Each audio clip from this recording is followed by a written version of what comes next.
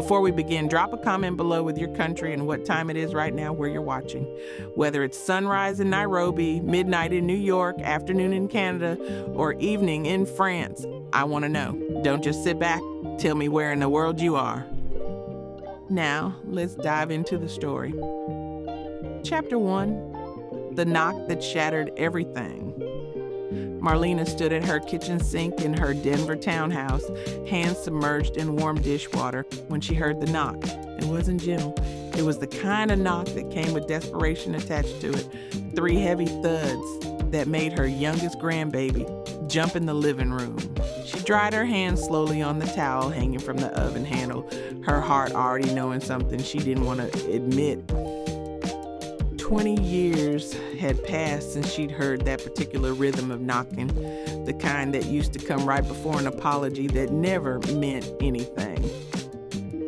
She walked to the door, her slippers scuffing against the hardwood she'd worked double shifts to pay for, and when she looked through the peephole, her breath caught in her throat like a fish hook.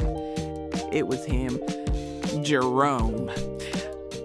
But not the Jerome who'd walked out of her life 2 decades ago with his chest puffed out and a 23-year-old named Cassidy on his arm. This Jerome looked like life had chewed him up, spit him out, and stomped on what was left. His face was gaunt, his once clean fade now a patchy gray mess, and his clothes hung off him like he'd been shopping in someone else's closet. He knocked again, softer this time, and she saw his hand trembling. Marlena's stomach turned. She thought about not opening it. She thought about walking back to her kitchen, finishing those dishes, and pretending she hadn't seen the ghost of the man who destroyed her when she was 35 and still believed in second chances. But she opened it anyway, because that's what women like Marlena did. They opened doors even when they knew pain was standing on the other side.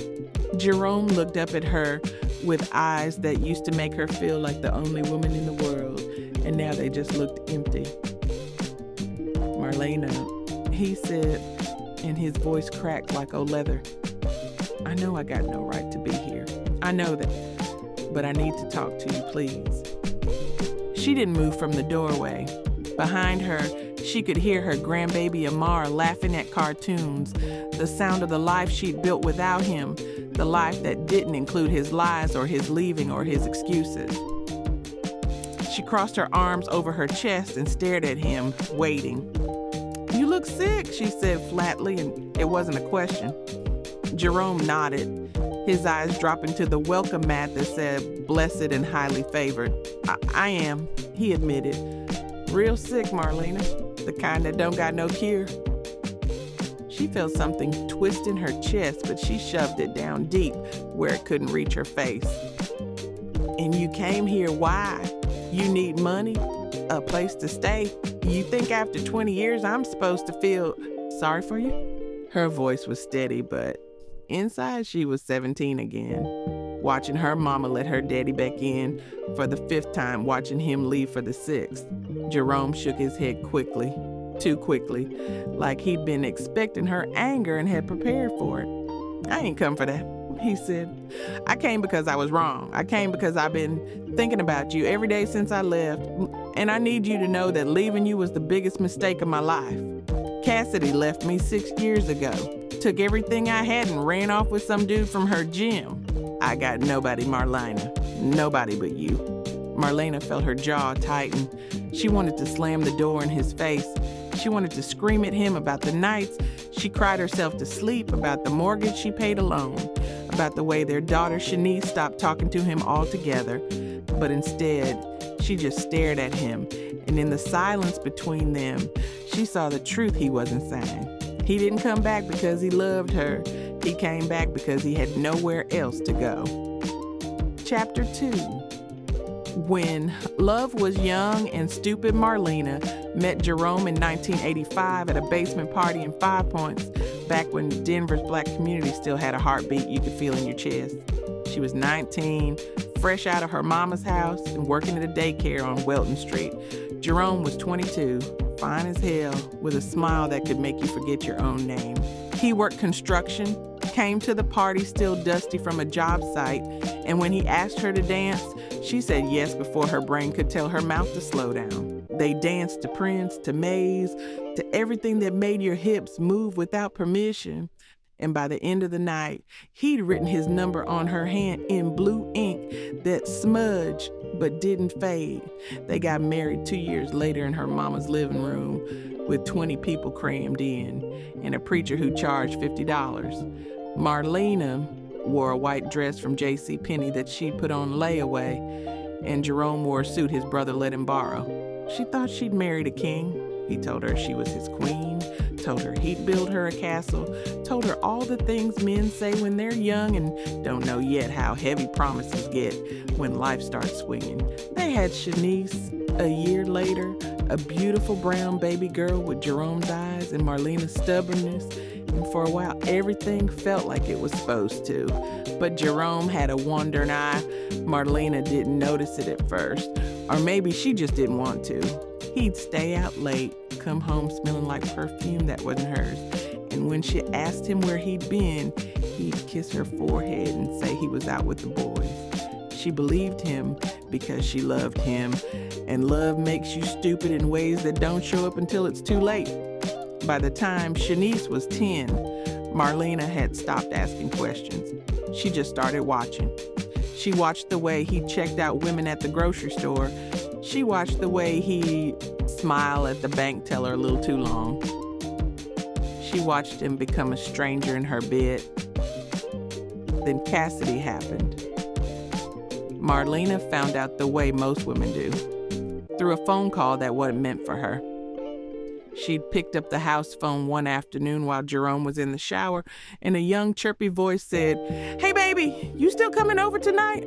Marlena's heart dropped into her stomach like a stone in water. She didn't say anything. She just hung up and sat on the edge of the bed, staring at the wall, wondering how long it had been going on. When Jerome came out of the bathroom, towel around his waist, she asked him one question. "Who is she?" He didn't even try to lie. He just looked at her with something like relief and said, "Her name's Cassidy. I'm in love with her." Marlena didn't cry. Not then. She told him to pack his things and get out, and he did, without a fight, without begging, without anything that looked like remorse. He moved in with Cassidy that same week, and Marlena was left with a mortgage, a 12-year-old daughter who cried every night, and a heart that felt like it had been run over by a truck. She didn't know then that this pain would be the thing that made her stronger. She didn't know that 20 years later she'd be standing in a doorway, looking at the man who broke her, feeling absolutely nothing but tired. Chapter 3, Building a Life from the Ashes. The first year without Jerome was hell.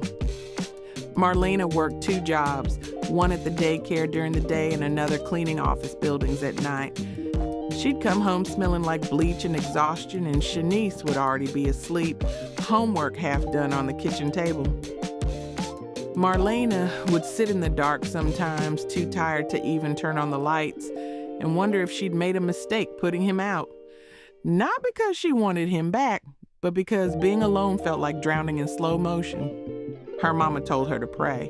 Her sister told her to find another man. But Marlena didn't want prayers or men. She wanted to survive. She learned to do things she'd never done before. She learned how to fix a leaking faucet by watching a guy on public access TV. She learned how to change her own oil because the mechanic shop charged too much. She learned how to budget so tight that every dollar had a name and a purpose before it even hit her hand. Shanice watched her do all of it, and Marlena could see something changing in her daughter's eyes. It wasn't pity, it was respect. Shanice started doing better in school. She stopped asking about her daddy. She started calling Marlena her hero, and that word, as small as it was, kept Marlena going when nothing else could. By year 5, Marlena had paid off the car. By year 10, she'd gotten a promotion at the daycare and quit the cleaning job. By year 15, she'd saved enough to put Shanice through community college, and her daughter had become a nurse with her own apartment and her own life. Marlena was proud. She was tired, but she was proud.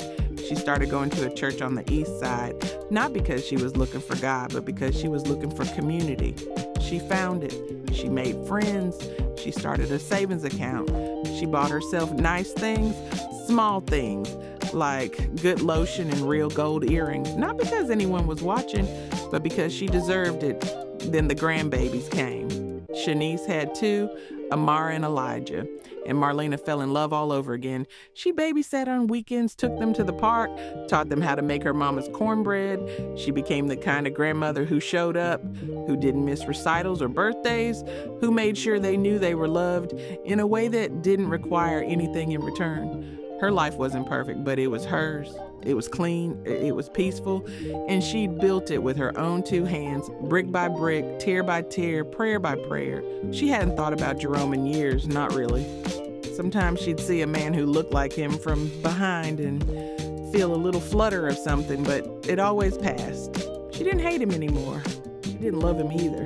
He was just a chapter in a book she'd already finished reading. So when he showed up on her doorstep, looking like death, she didn't feel victorious or vindicated. She just felt confused. Confused about why he thought she'd care. Confused about why he thought 20 years of silence could be erased with a knock and a sob story. But mostly she was confused about why, after all this time, a part of her still wanted to let him in. Chapter 4, The Truth He Carried. Marlena didn't let Jerome inside that first day. She told him she needed time, and he nodded like he understood, like he'd expected it. He left her his number scribbled on a piece of paper that looked like it had been folded and unfolded 100 times. She threw it in the trash the second she closed the door. But that night, after Amara went home with Shaunace and the house was quiet again, Marlena pulled that piece of paper out of the trash, smoothed it flat on the counter, and stared at the numbers. She didn't call, she just stared. And that's how she knew she was in trouble. 3 days later, Jerome came back. This time he brought flowers, cheap ones from the gas station, and a look on his face that said he knew. They weren't enough, but he didn't know what else to do. Marlena opened the door wider this time. Not all the way, but enough that he could see her face clearly. "What do you really want, Jerome?" she asked, her voice low and sharp. He looked down at the flowers in his hand like they embarrassed him. "I want to tell you the truth," he said. "All of it. I owe you that much." She almost laughed. The truth now, after 20 years of lies and silence and moving on. But she stepped aside and let him in, because some part of her, the part that still remembered being 19 and in love, needed to hear it. They sat at her kitchen table, the same table she'd eaten at alone for 2 decades. Jerome put the flowers down between them like a sad little bridge. He looked older up close, the kind of old that comes from regret, not time. "I was a fool," he started, and Marlena raised her hand to stop him. "I don't need the apology, Jerome. I need the truth. Why did you leave? And don't tell me it was love, because love don't do what you did." He nodded slowly, his hands shaking as he folded them on the table. "It wasn't love," he admitted. "It was ego. I was turning 40 and Cassidy made me feel young again. She made me feel like I still had it, like I wasn't just some construction worker getting old. I thought I was upgrading. I thought I was getting a second chance at being somebody."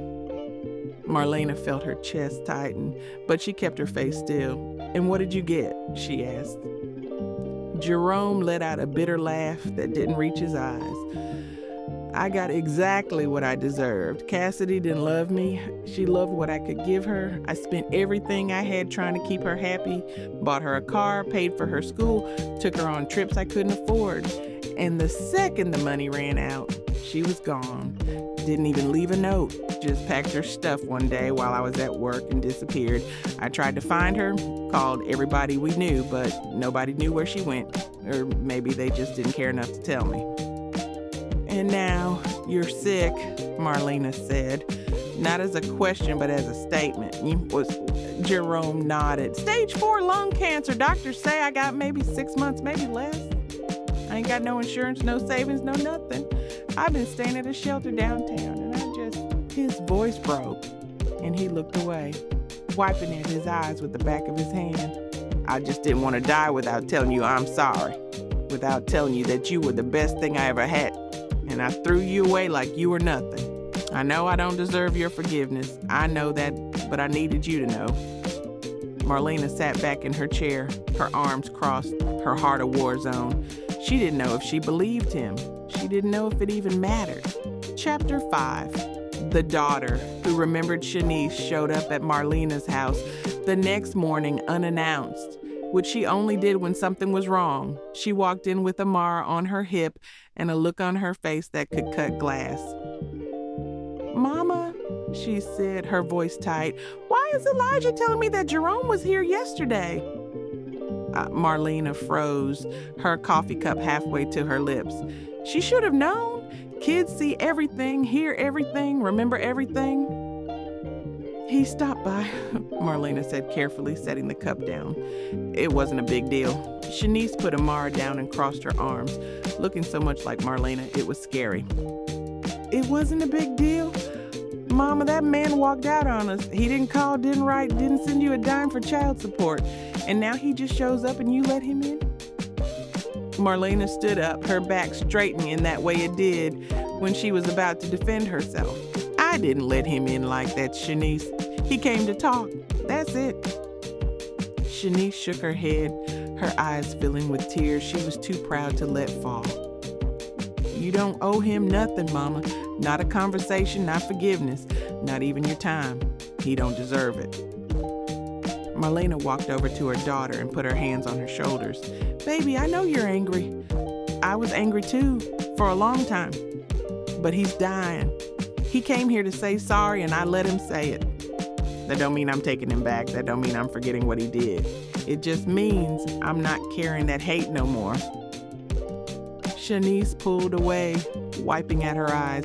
"You always do this, Mama. You always put everybody else first. What about you? What about what you need?" Marlena smiled sadly. "What I need is peace, baby. And holding on to anger ain't peaceful. I ain't saying I'm gonna be his friend.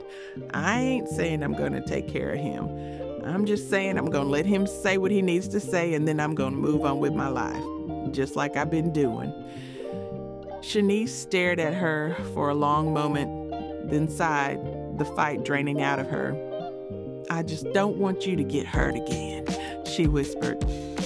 Marlena pulled her into a hug, holding her tight. "I won't," she promised. "I'm not that woman anymore."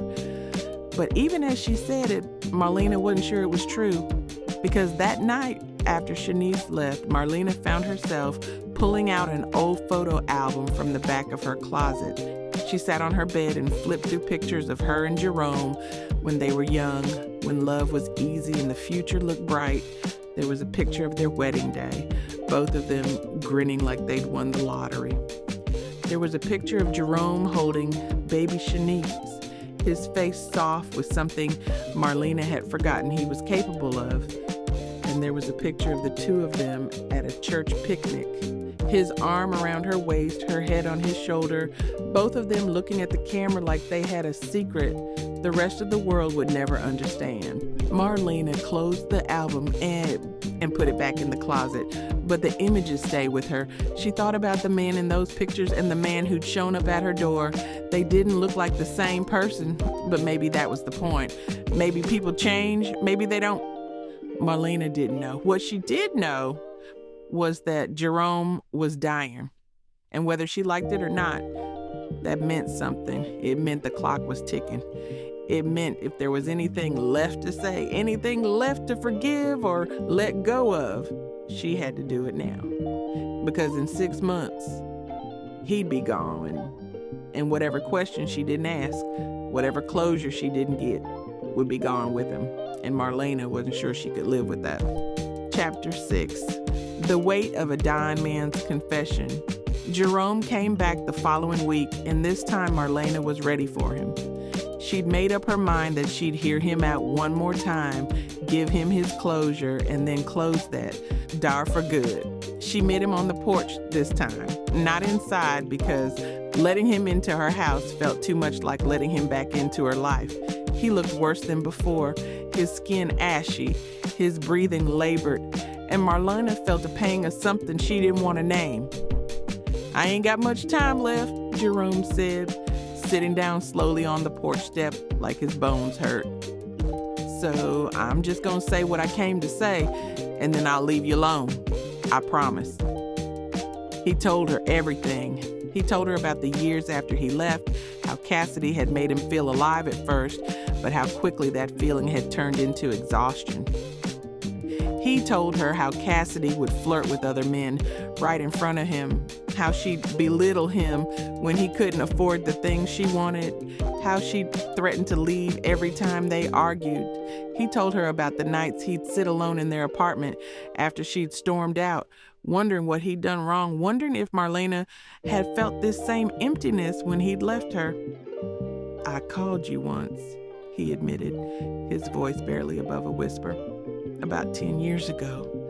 I was drunk, sitting in my car outside your old house, and I dialed your number, but I hung up before it rang. I was too ashamed." Marlena listened without interrupting, her face unreadable. Jerome continued, his words spilling out like he'd been holding them in for too long. He told her about the day Cassidy left, how he'd come home to an empty apartment and a maxed out credit card. He told her about losing his job a year later because the stress had made him unreliable.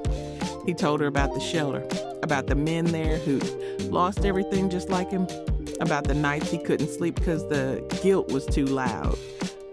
"I know I can't fix what I did," he said, his eyes red and wet. "I know I can't give you back those 20 years, but I need you to know that not a day went by that I didn't think about you. Not one." Marlena finally spoke, her voice calm but firm. "You know what the worst part was, Jerome? It wasn't that you left. It was that you made me feel like I wasn't enough. You know, like I wasn't young enough, pretty enough, exciting enough. I spent years wondering what was wrong with me, when the whole time the problem was you. You didn't know how to appreciate what you had until it was gone." Jerome nodded, tears streaming down his face. "You're right. You're absolutely right, and I'll regret that for the rest of my life, however long that is." Marlena felt her chest tighten, but she didn't let herself cry. She'd cried enough over this man. She wasn't about to give him any more of her tears. "I forgive you," Marlena said finally, and Jerome's head snapped up, his eyes wide with disbelief. "Not because you deserve it, but because I deserve peace. I forgive you so I can let this go and move on with my life, but that don't mean I'm gonna be here for you, Jerome. That don't mean I'm gonna take care of you or hold your hand while you die. You made your choices, and you gotta live with them or die with them." Jerome's face crumpled, but he nodded. "I understand," he whispered. "Thank you, Marlena. Thank you."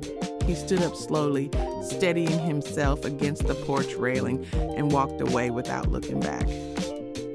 Marlena watched him go, and for the first time in 20 years, she felt the weight of him lift off her shoulders. Chapter 7, The Call That Changed Everything. 2 weeks later, Marlena got a call from a number she didn't recognize. She almost didn't answer, but something told her to pick up. "Hello?" she said, and a tired female voice responded. "Is this Marlena Harris?" Marlena's stomach dropped. "Yes, this is she. Who's calling?" The woman on the other end sighed.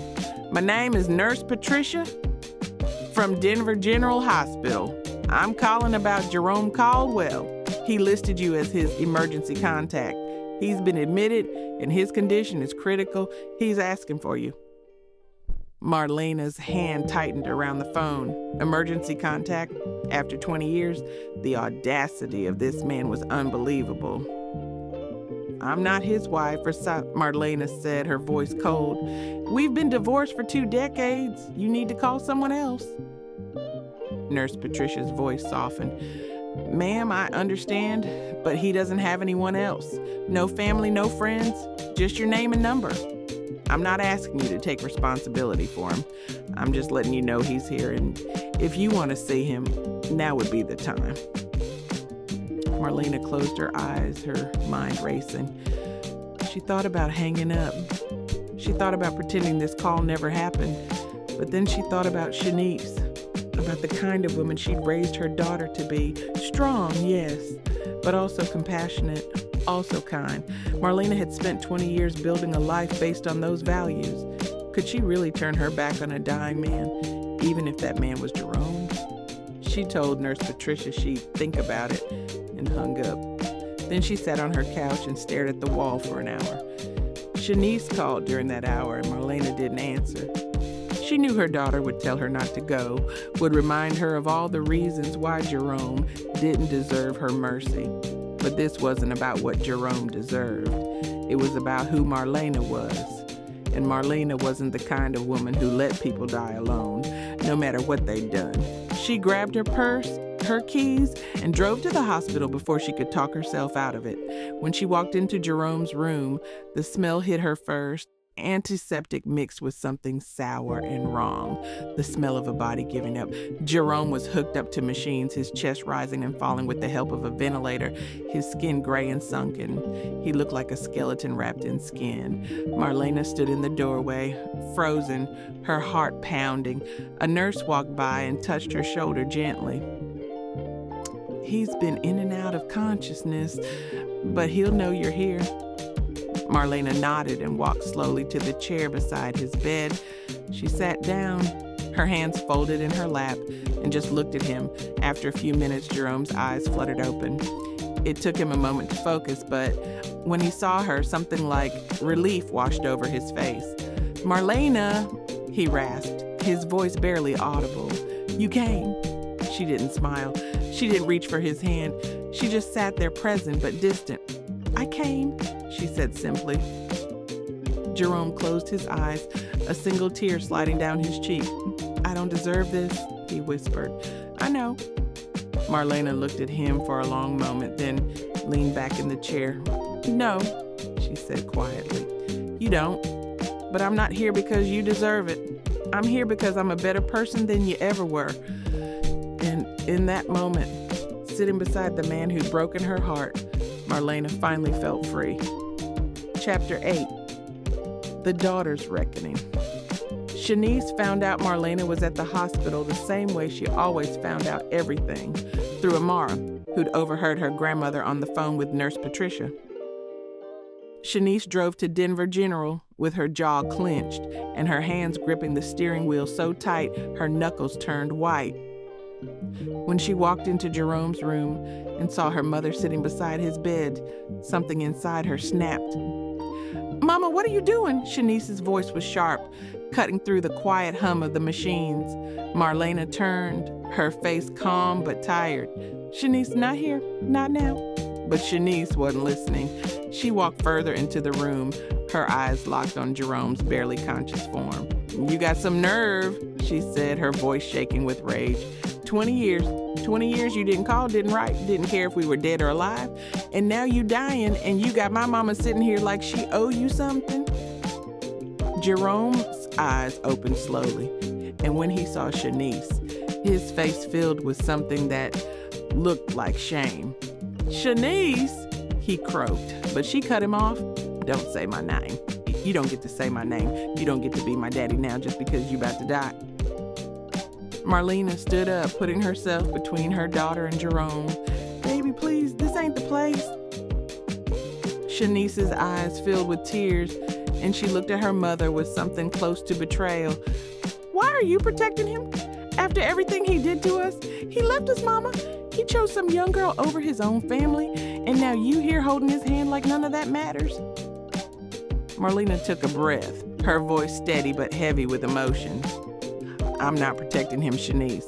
I'm protecting me. I'm choosing peace over anger. I'm choosing to be the kind of person who can sit with someone who's dying, even if they hurt me, because that's who I am. That's who I raised you to be."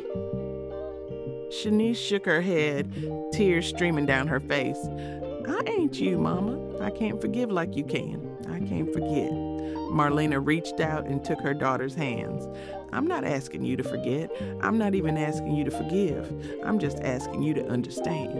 that this is my choice, and I'm asking you to respect it. Shanice looked at Jerome again, her face a mixture of pain and disgust. Then she looked back at her mother and nodded slowly. Fine, but I ain't staying. She turned and walked out of the room, her footsteps echoing down the hospital hallway. Marlena sat back down in the chair, her heart heavy. Jerome's eyes were open, watching her. I'm sorry, he whispered, for everything, for hurting you, for hurting her. Marlena didn't respond. She just sat there silent while the machines beeped and Jerome's breathing grew shallower. An hour later, Shanice came back. She didn't sit down. She just stood in the doorway, arms crossed, watching. And somehow, that was enough. The three of them stayed like that through the night. Marlena in the chair, Shanice in the doorway, Jerome in the bed, fading in and out of consciousness. Around 3 a.m, Jerome opened his eyes one last time and looked at Marlena. Thank you, he whispered, for being here, for being you. Marlena nodded, her throat tight. You're welcome. And then she said something she didn't know she needed to say. I hope you find peace, Jerome. Wherever you're going, I hope you find it. Jerome smiled, just barely, and closed his eyes. By sunrise, he was gone. Chapter 9. The Funeral. Nobody expected Jerome didn't have a funeral, not a real one. The shelter he'd been staying at held a small memorial service in their chapel, a plain room with folding chairs and a podium that wobbled when you touched it. Marlena didn't plan to go. She'd said her goodbyes at the hospital and she didn't owe him anything more. But the director of the shelter called her and asked, his voice gentle and respectful. Ma'am, I know this is a lot to ask, but Jerome talked about you often. You were the only person he mentioned by name. If you could say a few words, I think it would mean something to the other men here, to show them that even when you mess up, someone might still remember you with grace. Marlena thought about saying no, but something in the director's voice, something in the way he talked about grace, made her reconsider. She called Shanice and told her she was going. Shanice was silent for a long moment, then said, You want me to come with you? Marlena hadn't expected that. You don't have to, baby. I know how you feel about him. Shanice sighed. I'm not going for him. I'm going for you because you shouldn't have to do this alone. And so they went together, mother and daughter, dressed in simple black, walking into that little chapel like soldiers heading into battle. There were maybe 15 people there, all men from the shelter, all of them looking worn down by life. They sat scattered in the folding chairs, some with their heads bowed, some staring at nothing. The director welcomed everyone and said a few words about Jerome, about how he'd been a quiet man, a man who carried regrets, a man who'd spent his last days thinking about the life he'd left behind. Then he invited Marlena to speak. She walked to the podium slowly, her heart pounding, Shanice watching from the front row. She looked out at the faces staring back at her, all of them waiting to hear what a woman says about the man who left her. I didn't come here to tell you Jerome was a good man, Marlena began, her voice steady, because the truth is, he hurt me. He hurt my daughter.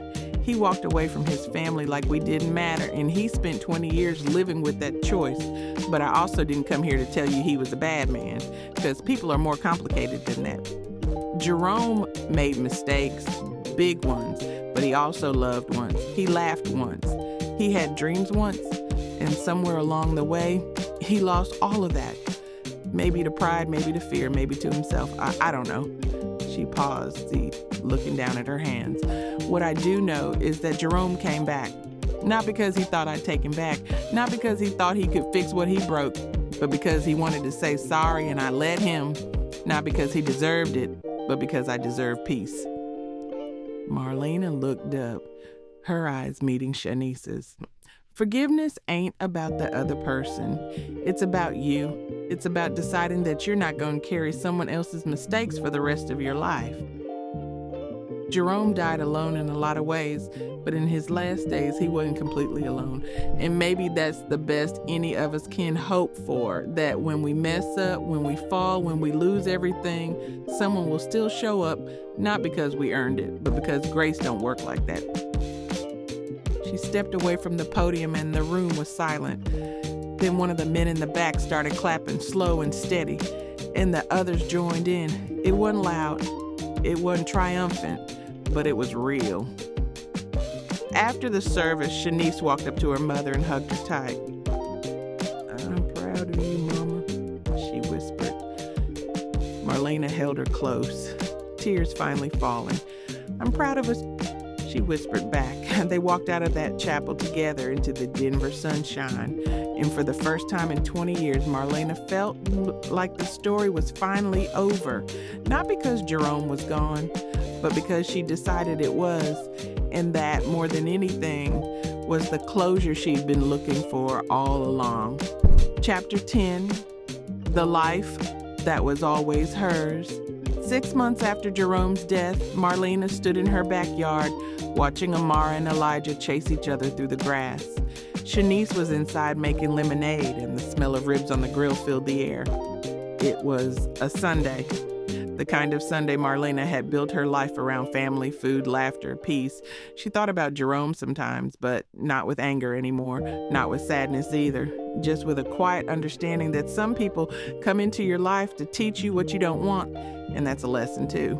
Shanice came outside with 2 glasses of lemonade and handed one to Marlena. They stood side by side, watching the kids play. "You know," Shanice said, "I used to think you were weak for letting him back in, but now I get it.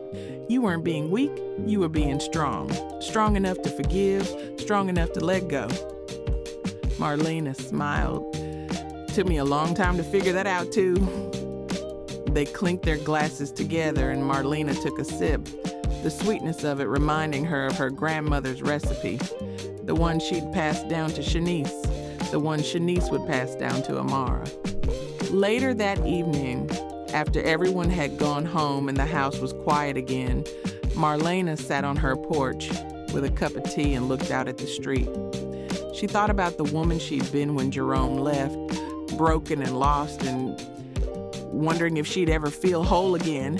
And then she thought about the woman she was now, strong and steady and surrounded by love she'd built with her own hands. She didn't need Jerome to come back to prove she was worth something. She'd always been worth something. She just had to remember it herself. Marlena's phone buzzed. It was a text from Shanice. "Love you, Mama. Thanks for showing me what strength really looks like." Marlena's eyes filled with tears, the good kind, the kind that come from gratitude instead of pain. She typed back, "Love you too, baby, always."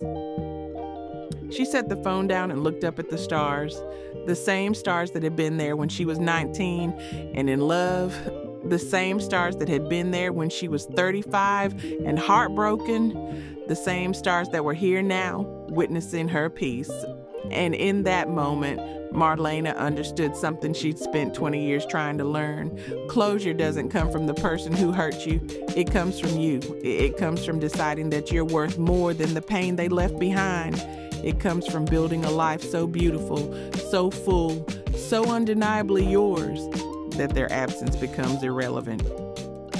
And Jerome came back begging, and Marlena let him say his piece. But she didn't take him back. She didn't need to, because the life she'd built without him was better than any life she'd ever had with him. And that, more than anything he could have said or done, was the truest kind of victory. Marlena finished her tea, stood up, and walked inside. She locked the door behind her, turned off the porch light, and went to bed. Not as the woman Jerome left, but as the woman who'd survived him, and that was enough.